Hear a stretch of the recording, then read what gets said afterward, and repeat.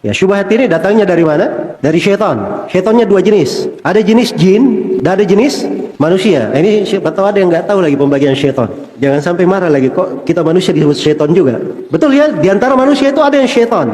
Bahkan lebih parah dari syaitan jin kadang. Karena itu dikatakan dalam Al-Quran, wa kadzalika ja'alna likulli nabiyyin aduwan syayatinal insi wal jin. Demikianlah kami jadikan untuk setiap nabi ada musuhnya. Musuhnya dari mana? Para syaitan dari kalangan manusia dan jin. Disebutkan manusia di depan sebelum jin. Syaitan dari kalangan manusia ini lebih berbahaya. Syaitan dari kalangan jin tidak kelihatan. Kalau ada syaitan dari kalangan jin membisikkan, orang tahu ini syaitan ini lari bisa dia. Tapi manusia Masya Allah dia bisa duduk di depannya, datang dengan pakaian penasehat, pakai juga, pakai imamah. Kadang syaitannya membaca Al-Quran, fasih membaca Al-Quran. Jelas ya? Tapi tidak masuk ke hatinya, bacaan di lisan saja.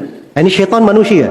Maka dia juga dijaga. Kalau dia menjaga Allah, dia dijaga dari gangguan terhadap agamanya yang mungkin datang dari syaitan jin maupun syaitan manusia. Syaitan jin itu ada kerjaan ya, memberi syubhat-syubhat. Karena itu dalam hadits riwayat Bukhari dan Muslim, Nabi ceritakan bagaimana syaitan jin datang memberi syubhat kepada manusia.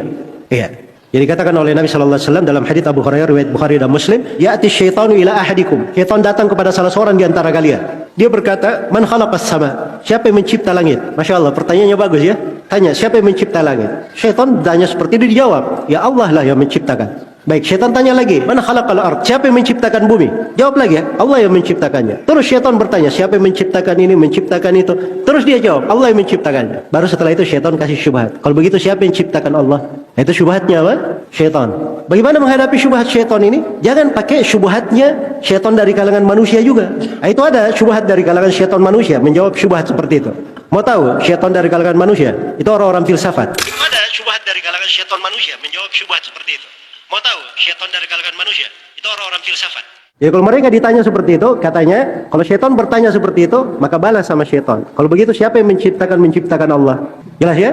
Nah, ini cara menjawabnya syaitan dari kalangan manusia.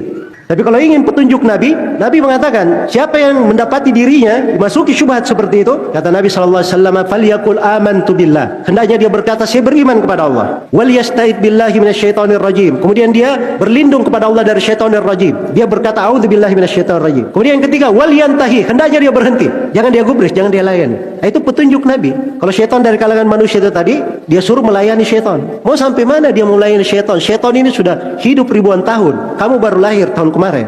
Nabi memberi petunjuk yang paten di dalam hal ini. Cara menghadapi syubhat syaitan.